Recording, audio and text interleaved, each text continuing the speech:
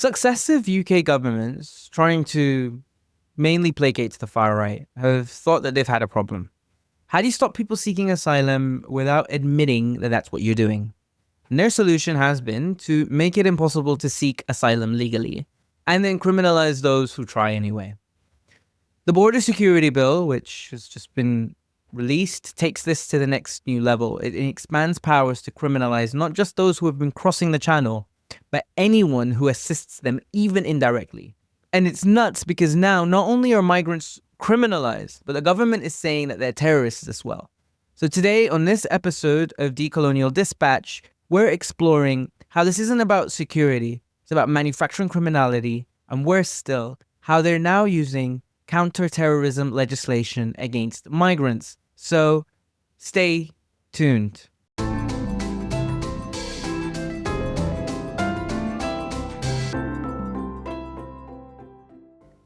Welcome to the Decolonial Dispatch, your decolonial news update where we break down global affairs from an anti-colonial perspective. I am Mohammed, director of the Decolonial Center, bringing you the latest on anti-colonial struggles worldwide. Now, if you're new here, make sure to subscribe, like, and share. We're very early on in this journey, and it would really help us grow. And guess what? I know what you're thinking. I know exactly what you're thinking. You're thinking, wow, where did he get that hoodie? Well, this hoodie, 100% sustainable cotton, produced in ethical situations, is not currently available for the public.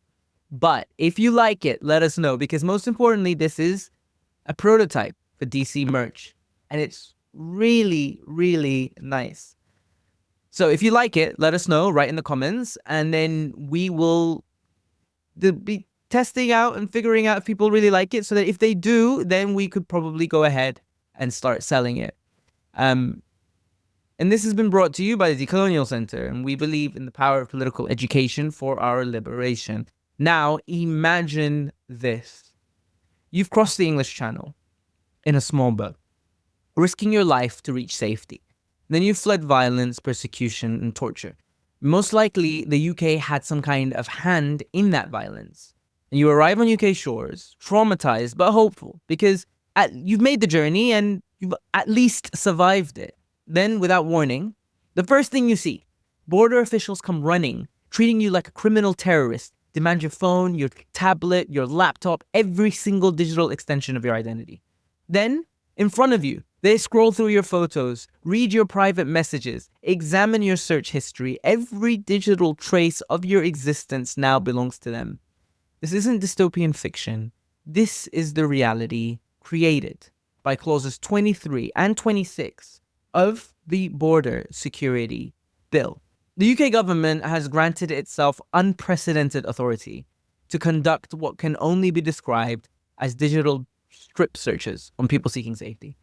These provisions allow people and other unauthorized persons unrestricted access to migrants' digital devices, with the power to access, examine, copy, and retain any information they find, all without meaningful oversight. Now, this is story time. You remember a long time ago, there was a lot of this stuff about the travel ban. Well, one time during Trump's first administration, I went to the US and I flew into Texas. And there was an ICE agent who was giving me a random screening, obviously random. The real reason is that I had visited Sudan, which was one of the travel ban list numbers. And the guy came with a card and he said, "Take a look at this card and give me your phone." So I was like, "Don't I have the right to privacy? Isn't that something that's enshrined in your constitution?" He said, "No, you're in no man's land and you don't have the right to privacy." And I read this little card, and this card says that they won't let me in the country unless I give them my passcode and allow them to copy all of my data. And I remember that this was seen as an overreach, and I think an ACLU case against the US government ruled that this kind of treatment was unconstitutional. But since then, we've been seeing this kind of legislation grow everywhere, right? And it's happening right now. And that's the situation, right? I mean, what's particularly disturbing is where these powers come from. They weren't created specifically for migration control, right? During that time when I was in the US, I was being treated like a terrorist. And here, migrants are being treated like terrorists. I'm not just like exaggerating, by the way, right? These laws have been transplanted from counterterrorism legislation. Specifically, they're an extension of Schedule 7 of the Terrorism Act of 2000, which has now been repurposed to target people crossing the channel in search of asylum. Now, the message is obviously clear. Those seeking refuge are being treated as potential terrorists. We're joined today by Fizza Qureshi, the CEO of Migrants Rights Network. Thanks for coming on, Fizza. Hi, thank you for having me on. Now, can you tell us a little bit more about this border security bill? What has your research shown about it? Like, what is it? So what is the Border Security Bill? It's a bill that's currently making its way through Parliament. It's thoughtful, as per usual, when we see these bills. There's a lot of misunderstanding actually around what this bill actually represents. It's not just another immigration bill like some would have you believe. It's, in our opinion, much more terrifying because it is further criminalizing migration to the UK by targeting intermediaries, those who facilitate travel of undocumented people, including those who come via small boat crossings. But the particularly alarming about this bill is that it marks the first time a counter-terrorism framework is being used as the primary approach to migration policy. And it means that the government's framed undocumented migration and those who might facilitate it as a global security threat. There are many things the bill is going to do in terms of that criminalization, including extending intrusive powers to seize people's devices at the border, examine them, download them, retain them, which is similar to the counterterrorism powers that already exist within Schedule 7 of the Terrorism Act 2000. But this is now specific to migrants who are crossing the channel in small boats. And it's building on the previous immigration acts of the Nationality Borders Act 2002 and the Illegal Migration Act 2023, which was already criminalizing anyone coming through so-called irregular routes, who are coming to seek safety and protection in the UK. But this feels like it's tipping it over the edge to a point where it's going to be much more difficult to legally challenge, potentially support, because there is a part of the bill which also looks at the criminalization of anyone facilitating, which can be read quite, in some ways, can be read quite widely. In some cases, people are saying, oh, it's not going to affect people who are supporting individuals, but the concern is there. It's really significant. And we hope that people won't just see this bill as like the others and will actually think about the severity and the seriousness of what they are proposing this time. That's really scary stuff. There's this other thing that keeps on cropping up in migrants legislation, or legislation that criminalizes migrants and just makes it really, really difficult to be a migrant in this country. And one of those is the good character requirement. Can you tell us a little bit about that? The good character requirement, or guidance of it, is a set of requirements or rules, essentially, to determine whether someone should be given citizenship in the UK. And this is what the caseworker or someone was looking at someone's application for someone applying for British citizenship is going to look at. And they're going to look at elements such as criminality, financial soundness, anything around deception and dishonesty. And then based on those elements in that person's kind of history, they will determine whether they get British citizenship or not. So this guidance has been around a lot longer than what has appeared now with the refugee citizenship ban. It has always been there. And we've heard of people being told they're being refused based on the fact that they've had lots of car parking fines, which is madness when you think about it. How is that in any way related to your immigration situation?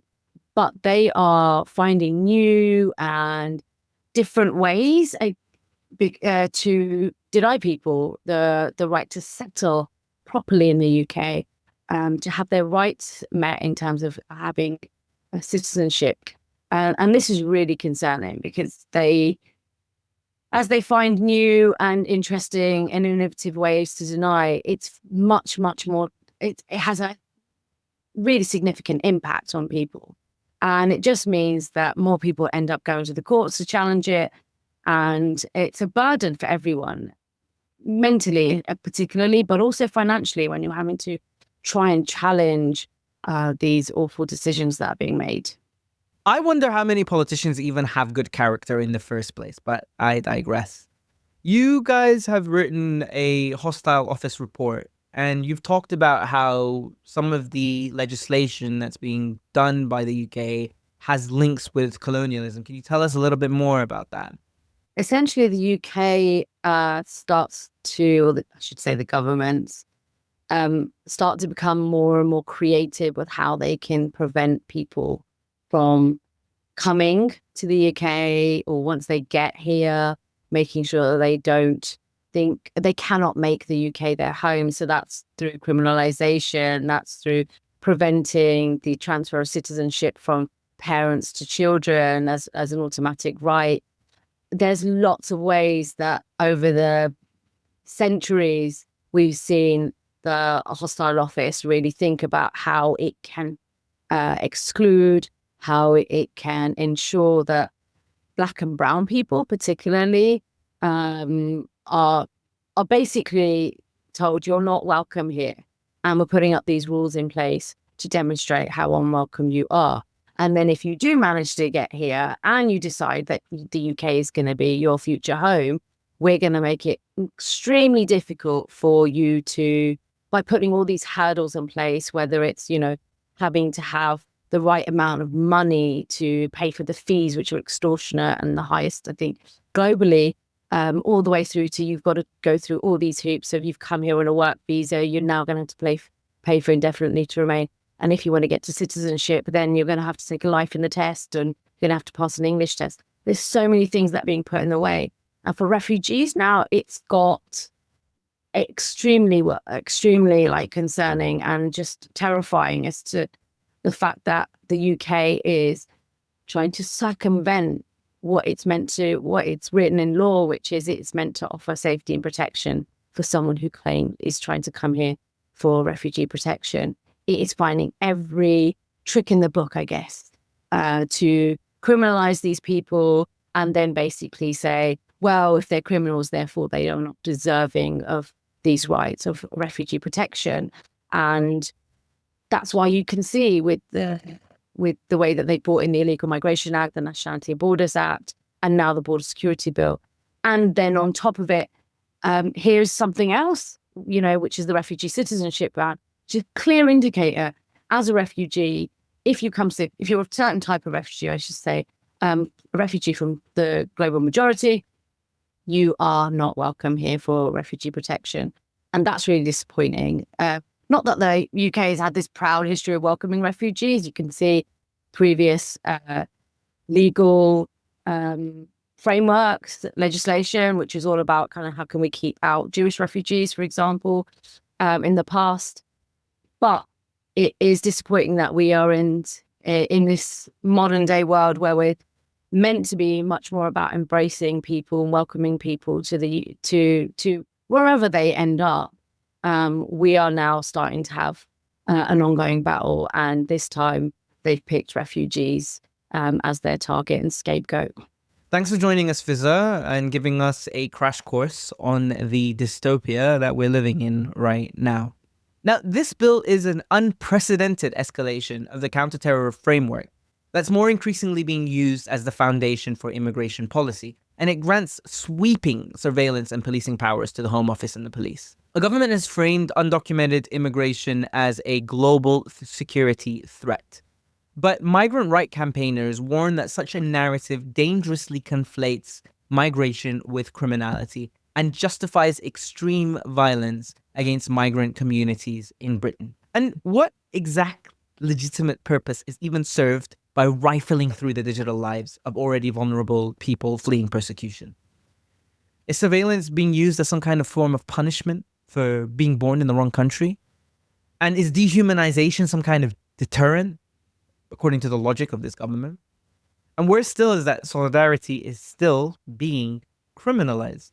The legislation intentionally uses broad language to allow authorities to seize devices from anyone suspected of facilitating migration. And this vague terminology could encompass humanitarian workers providing life-saving assistance, family members sending money for safe passage, maybe, individuals sharing accurate information about asylum processes. I mean, where does the net end? And the net's cast so wide. And that just means that the state surveillance apparatus has the maximum reach that it can possibly get. And the worst thing about this is that it doesn't just stop there. The bill introduces a series of controversial provisions, many of which have been condemned by human rights organizations. For example, preventative measures. SCPOs, as they're called, were originally introduced to target what the government call high-level organized crime figures, so people who are engaged in drug trafficking or money laundering. And the way they work is that they impose strict conditions, restrictions on financial transactions, communication, movement, etc., on individuals who the government suspects are engaged in serious criminal activity. Yet, surely, those targeted by this legislation, you'd think the government would reserve these laws only for quote-unquote serious criminals. But I'm telling you right now that that's not the case. And in fact, we now live in an era where someone fleeing war is treated the same as a mafia boss. And I'm not engaging, by the way, in some kind of crazy science fiction conspiracy theory. This is written directly into Clause 47 of the Border Security Bill, which introduces interim serious crime prevention orders. And the expansion of serious crime prevention orders allows authorities to restrict individuals' movements without a criminal conviction. Think about what these words actually mean together. Prevention implies stopping something before it even happens. Crime suggests illegal activity. Bring those two together, you get a pre-crime. And then interim reveals these orders can be imposed without any conviction, without any charge, and most disturbingly, without even notifying the person targeted that they're being watched. So you're being watched because of a crime you haven't even committed yet.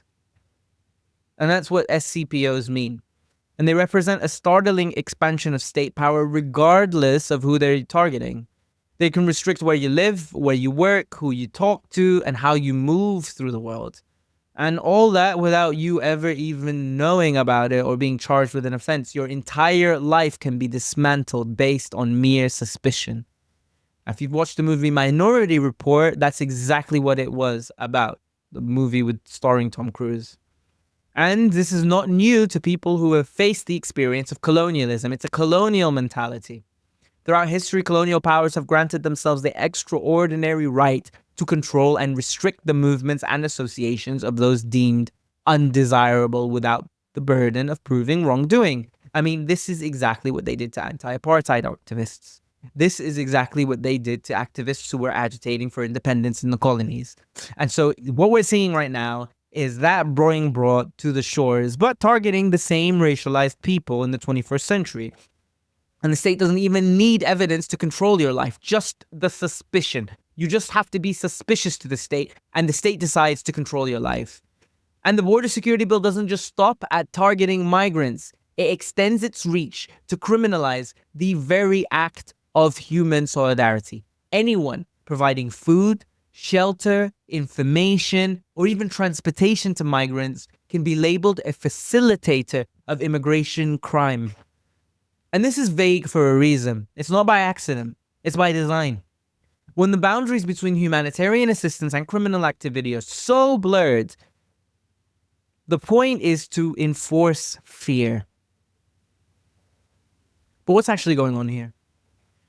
By framing migration as a national security issue rather than a humanitarian one.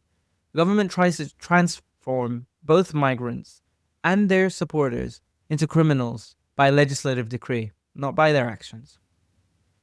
And humanitarian workers have already faced criminal charges by the hostile office for assisting migrants at sea or providing basic necessities at border camps. These prosecutions send a clear message. Solidarity is suspicion.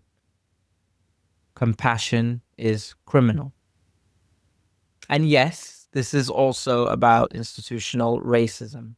Migrants' rights campaigners warn that these measures will disproportionately target Muslim asylum seekers and individuals from the global south, regions that the UK government has historically sought to restrict migration from when that has been advantageous. Do you know, by the way, that the government has already ruled that this stuff, the previous government, when they implemented this, they ruled that this was illegal. Actually, blanket seizure of migrants' mobile phones, right? This was a review by the High Court in England. They said that that was illegal. But it doesn't matter, does it? Because this, at the end of the day, is about racism, right? It's about institutional racism. It's not about jobs. It's not about public services. I mean, the government tries to make it seem that way. Really, it's about enforcing colonial racism. Because, you see, historically, migration policy has been like a tap. When Britain has had shortages, it's attracted migrants to come to Britain, only to be super exploited and paid for far less than local workers. But when there's been an overcapacity, for example, in industry, when the economy has been feeling the squeeze because of the super exploitation, Britain has then restricted the migration. And it's been a long-standing pattern. Open the tap, close the tap. And this is how Britain's regulated and governed the movement and exploitation of colonized people since the ages of empire. And we're obviously on the limiting part of that pendulum swing all across Europe, and what we see, therefore, is obviously the rise of the far right. But today, by framing migrants as security threats, the bill follows also another long-standing pattern of controlling and limiting the movement of people in the former colonies.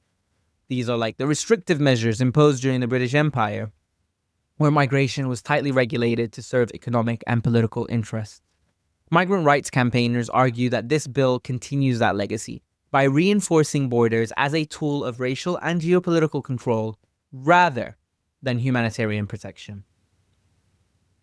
The bill also dramatically increases the government's ability to detain and deport individuals, removing safeguards against indefinite detention. By allowing pre-deportation detention without a specified release date, the bill raises worries of Britain becoming more and more authoritarian. And migrants' rights campaigners warn that this will disproportionately affect racialized communities and those fleeing persecution, which would only entrench a hostile environment towards migrants even more. But what's particularly concerning is how these pre-crime measures target people for what they might do, not what they've done. And this turns a fundamental principle of justice on its head. No longer are you innocent until proven guilty. You're suspect until proven harmless by the state. Suspicion itself has become grounds for punishment. That should terrify you. Right? This isn't about just our rights as racialized communities. This isn't just about the rights of migrants. When do you think they might turn these kinds of orders against you? If you don't speak up against this kind of xenophobic absurdity, which is treating migrants like they're terrorists and allowing them to have their movements restricted and solidarity with them being criminalized and treating them for pre-crimes and throwing them into detention for crimes which they might commit, when do you think that kind of law is going to turn against you? We've already seen these kinds of laws being turned against protesters. We know what's happening to the Palestine Action protesters who are now incarcerated under anti-terrorism law. We know that this is happening to climate rights campaigners as well, We're seeing this happen to migrants. Where does this end? And what can you do about it? Well, the Migrants Rights Network has called for urgent action to oppose the bill and reverse some of its most harmful policies. They're urging MPs to vote against the bill and are encouraging the public to take action, which might include, for example, repealing the policy of seizing phones at the border or ending the criminalization of facilitating crossings and emailing MPs to demand that they reject this bill completely. And yes, I can hear it. I can hear some of you muttering, oh, here's another no borders activist. Do we accept a system deliberately engineered to transform the basic human right to seek safety and asylum to a criminal act? A system that turns the desperate search for safety into evidence of being a criminal? I'm not just asking you to imagine being in the same place. It's also about your rights. We know that migrants have for a long time been deprived of having the right to have rights, but don't think that your rights will exist forever. Maybe one day you might not have the right to have rights, because an injury to one of us is an injury to all of us. You think that they can't go after your phone? They can't criminalize those who stand in solidarity with you if you become the enemy of the state? You really think that this stops on migrants? I'm Mohammed, signing off from Decolonial Dispatch, and thank you for joining us today.